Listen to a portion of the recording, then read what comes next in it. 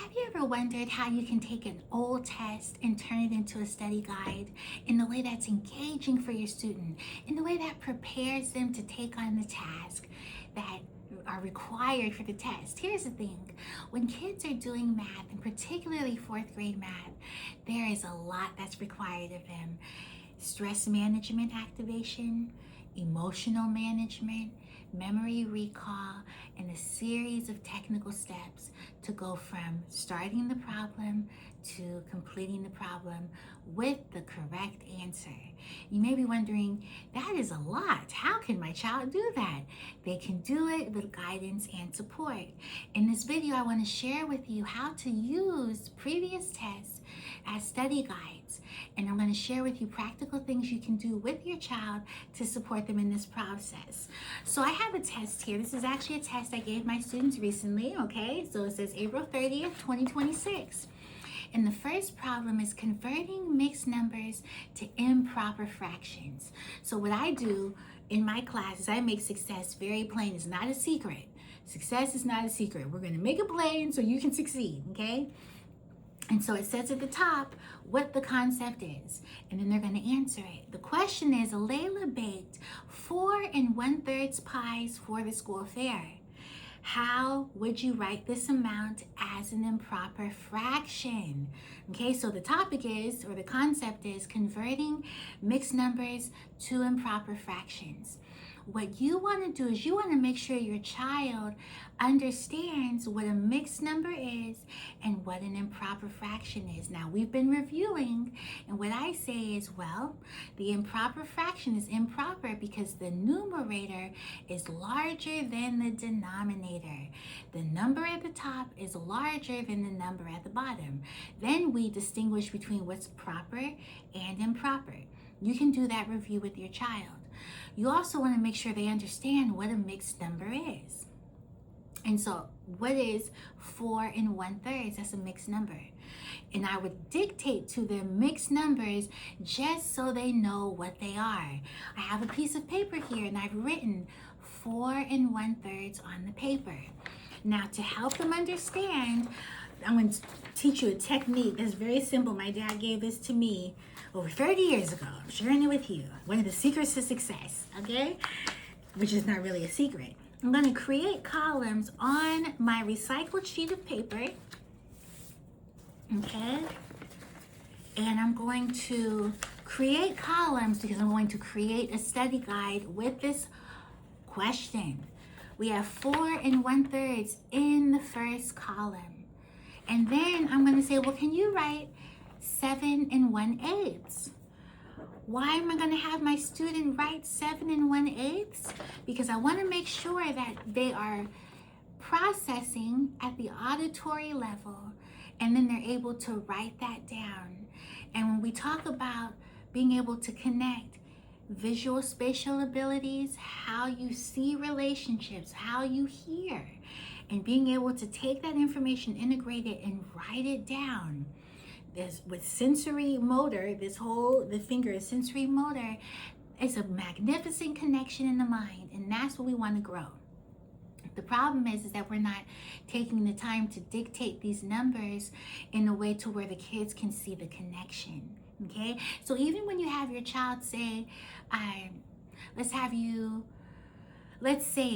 you have your child recite to you a series of numbers. Tell me so-and-so's phone number. You know, and now I'm going to tell you so-and-so's phone number and write down what you hear me saying. I have this recipe. It's 7 1/8 flour. It's 3/4 sugar. It's this, and this. Baking soda, salt, whatever it is. You have them dictate it, and that right there is a wonderful way to make sure they understand what mixed numbers are. Then I would write one more mixed number. Let's do 5 1/3. Can you write down 5 1/3? Sure, I can write down 5 1/3. So I'm writing that down.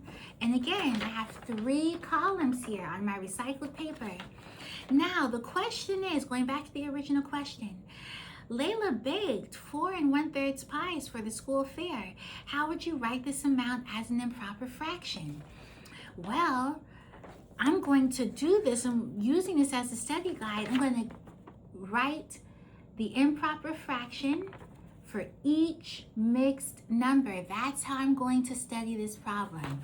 So the first thing I do, and this is what I tell my kids, your denominator is going to be 3 because that's the rule. The denominator stays the same, okay? That's going to stay the same. And then at the top, you're going to do 4 times 3 plus 1. 4 times 3 plus 1. And that's how you get the numerator. And then on the next line, I'm going to write 12 plus 1 over 3. You see I'm doing it step by step. Then I'm going to write 13 over 3. And that is the final answer. That would be the mixed number. I'm going to do the same thing for the next column. I'm going to write my denominator as 8, and I'm going to do 7 times 8 plus 1 at the top. Okay? Then I'm going to do the same step. I'm going to do 56 plus 1 over 3. And what you're going to notice is your child is going to begin to get the pattern. They're going to begin to get the pattern. And we're going to do the last one. I'm going to change this one to 5 2/3, make it a little bit more interesting. I'm going to write my denominator as 3. 5 times 3 is 15 plus 2. Then I'm going to write the next line. Oh, you know what? Ashley skipped a step. She was supposed to write 5 times 3 plus 2. So I did it backwards. It's okay. I always tell my kids, I make mistakes all the time. You're going to make mistakes. We're all good. Okay? And again, they're getting that pattern. Okay? So 15 plus 2, that's 17 over 3. Okay? And make sure your student's writing in pencil. And so then here at the bottom, we have 3 ways, well, 3 areas where we've solved the problem. And you can continue with that method. That's simply making columns on a piece of paper, doing the problem step by step. And that's how you convert your test question into a study guide. Okay, now you can change these numbers. Look, if I want to say, well, Layla baked 7 1/8, how would you write this amount? 5 2/3, how would you write this amount? It's that simple. Okay, and anytime you have a number in the problem, you can put another quantity in there. Sometimes parents think they need all of these different pages with different problems so that the child can experience variety. That's true sometimes, but other times you can just swap out the numbers as long as they make sense. Now, what do I mean by as long as they make sense? You can't, a recipe that calls for a half a cup of sugar and you want to make it 3 times. -1/2 cup of sugar. You can't have -1/2. Right? That doesn't make sense. But you can do 1/3 cup of sugar. You can do 3 over 2 cups of sugar, 3 halves cup of sugar. And it's like, oh, really 3 halves is 1 1/2. Okay? And you want to make it 3 times. Now we're talking about multiplying. Let's try this same method for multiplying. What am I going to do? I'm just going to fold my paper. Okay, because we're recycling the good stuff. And you say, well, this recipe calls for a half a cup of sugar, but you want to make it 3 times. So I'm doing times 3. Okay, 1 1/2 times 3. And because this is a fraction multiplication problem, I'm going to put 3 over 1 because we're just going to multiply across. So 1/2 times 3 becomes 3 over 2. Okay? And then when it's time to solve that, well, what is 3 over 2? Okay, we have 2 over 2 with 1 left. Okay, so we have 3 halves. Oh, look at that. We have 3 halves. So that becomes 1 1/2. Now this is the part where it's going to be like, wait, what's happening? This is how we get 1 1/2. Why? Because it's 3 halves. I'm going to draw this out. It's a really fun visual way. Right now, you'll see I have 4 halves, okay? 3/2 visually represents 3 halves. So I'm going to shade in this half, shade in this half, and then shade in this half. And what does that give us when we talk about a mixed number? 1 1/2. Okay, so that's how you can solve it. You may wonder, actually, can you do that again with another problem? Sure. Let's say we have 7/3. Okay, now if I have some scratch paper and I want to make it into columns, that's fine, but we're looking at 7/3. Okay, so I'm going to draw my thirds. And it's a visual way to represent. 4th grade math is really important for kids because this is the time where they're shifting from concrete concepts to more abstract. But fractions are really real. We see that with baking. We see it with gas prices. I say gas problems. Gas prices. We see it with measuring carpet and upholstery. All types of ways. Math is all around us. So we have 7/3. So we're going to shade in 7 of these thirds. So that's 3, 4, 5, 6, 7. And I do not let my kids say 6, 7 in class. I say, okay, they don't even do that with me. And so we have our 7/3 and we count them. And again, this is a different way to represent our thinking, but it's a great way. And what does that equal? That equals 2 1/3.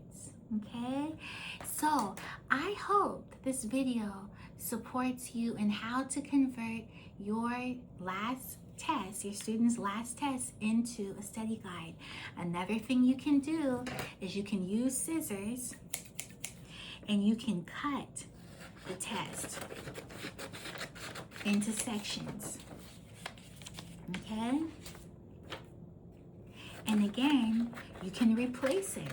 Replace the numbers. As long as the numbers make sense, you can say, okay.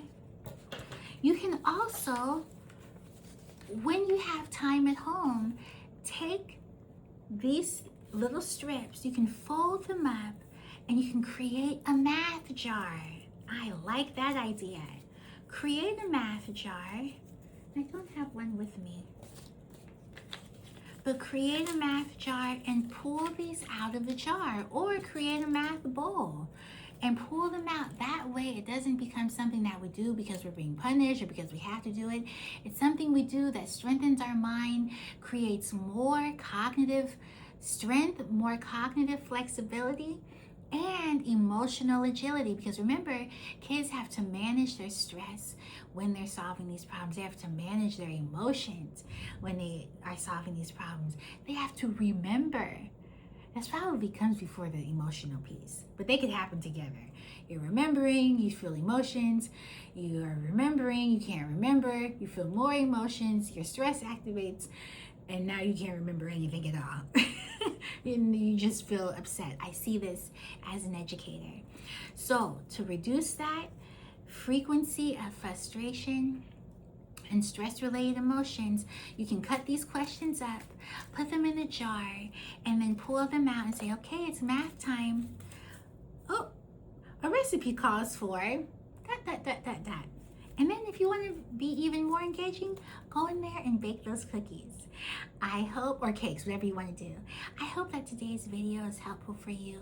Let me know what you think in the comments. And let me know what other videos you would like for me to create on this topic.